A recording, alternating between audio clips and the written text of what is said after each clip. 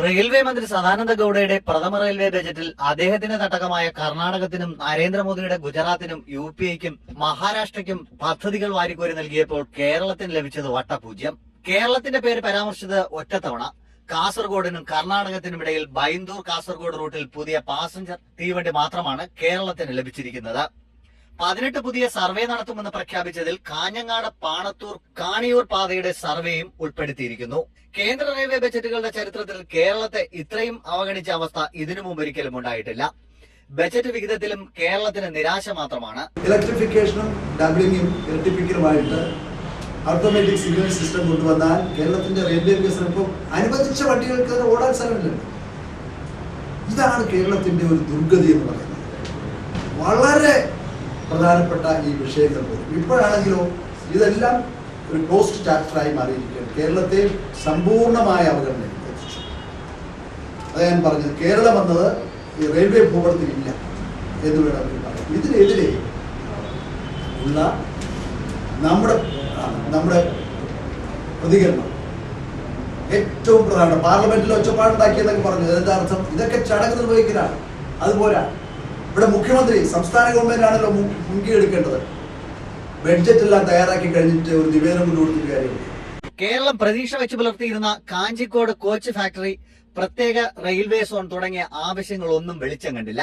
മുംബൈ അഹമ്മദാബാദ് റൂട്ടിൽ പുതിയ bullet train, 9 പാതകളിൽ അതിവേഗ ട്രെയിനുകൾ, 18 പുതിയ പാതകൾ, 6 പ്രീമിയം ട്രെയിനുകൾ, 6 AC ട്രെയിനുകൾ, 27 എക്സ്പ്രസ് ട്രെയിനുകൾ, 8 പാസഞ്ചർ, 2 മെമു തുടങ്ങിയ ട്രെയിനുകളാണ് റെയിൽവേ ബജറ്റിൽ പുതിയതായി പ്രഖ്യാപിച്ചത്. നമുക്ക് കിട്ടിയതാകട്ടെ ഒരു പാസഞ്ചർ ട്രെയിൻ മാത്രം. പുതിയ സ്റ്റോപ്പുകളും കേരളത്തിന് അനുവദിച്ചില്ല.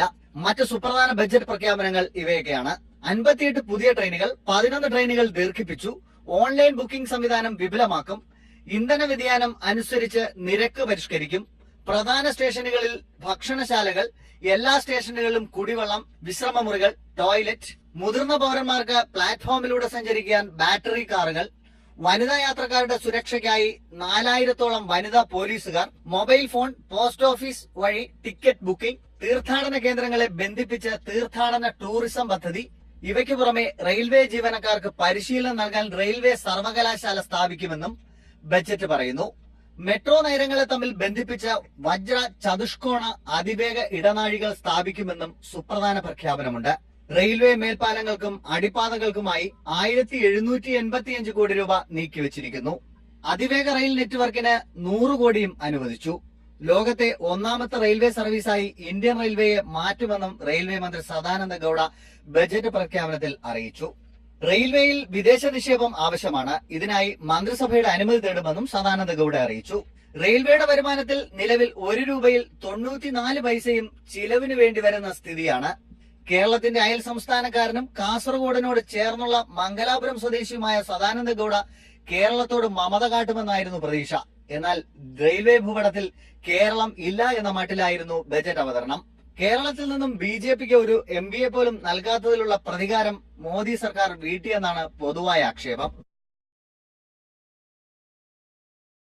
വസ്ത്രവിപണന രംഗത്ത് പതിറ്റാണ്ടുകളുടെ സേവന പാരമ്പര്യമുള്ള കണ്ണൻസ് കാഞ്ഞങ്ങാട് പുതുപുത്തൻ വസ്ത്രശേഖരവുമായി നിങ്ങളെ സ്വാഗതം ചെയ്യുന്നു. കല്യാണ പട്ടുസാരികൾ, സെറ്റുമുണ്ടുകൾ, dhoti, sari, lacha, choli, churidar materials, shirt, T shirt, pant, jeans, കുഞ്ഞുടുപ്പുകൾ, റെഡിമെയ്ഡുകൾ തുടങ്ങി വസ്ത്രവിസ്മയങ്ങളുടെ വൻ ശേഖരം തന്നെ കണ്ണൻസ് കാഞ്ഞങ്ങാട് നിങ്ങൾക്കായി ഒരുക്കുന്നു. കണ്ണൻസ് കാഞ്ഞങ്ങാടിന്റെ വസ്ത്രലോകത്തേക്ക് നിങ്ങളെ സ്വാഗതം ചെയ്യുന്നു. Kannans textiles and readymades, main road, Kanhangad. Kannans, ഉത്തര മലബാറിന്റെ സമ്പൂർണ്ണ കുടുംബ വസ്ത്രാലയം.